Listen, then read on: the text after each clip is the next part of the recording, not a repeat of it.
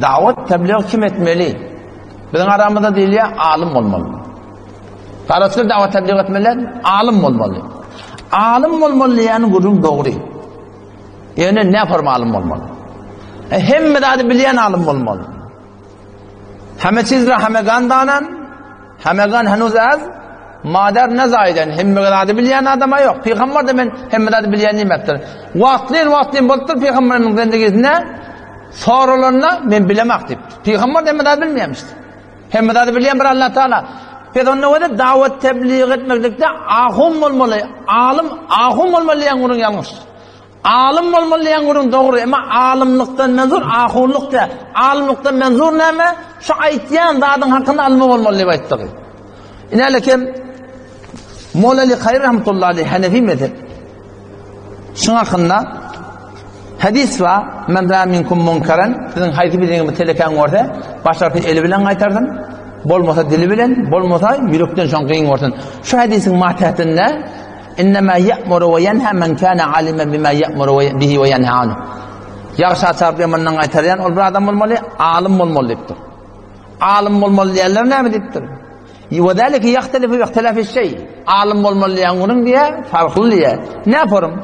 Onu diye fe in kâne minel vâcibâti zâhire. Hem yoksun bilen dadı var halaldan haramdan. Ne mi yalak?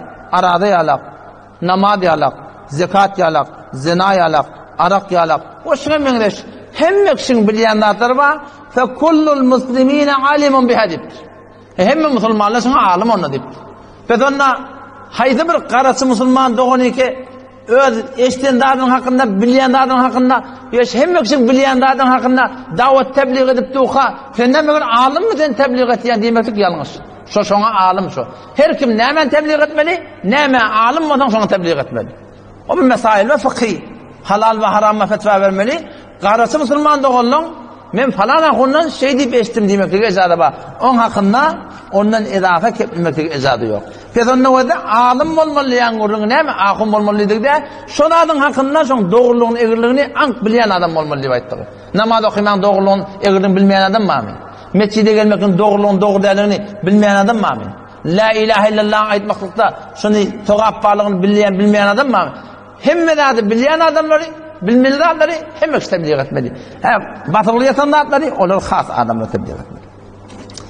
O bolli Hanefi mezhebin fıkhi Kur'an'dan ayıp vereyin. Luqman aleyhisselatü vesselam'a da oğulcuğuna ne mi diyor? Ya bunayya ey oğulcuğum.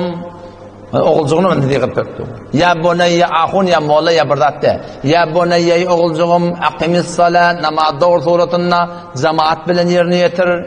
Ve'mur bil ma'ruf yaxşı çağır.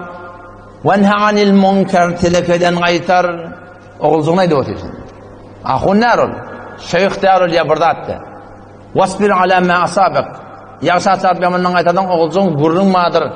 Qaimdir. O yan biyan diyerler. Onu inlep verme deyiptir yani. O çıkıyor Müslüman.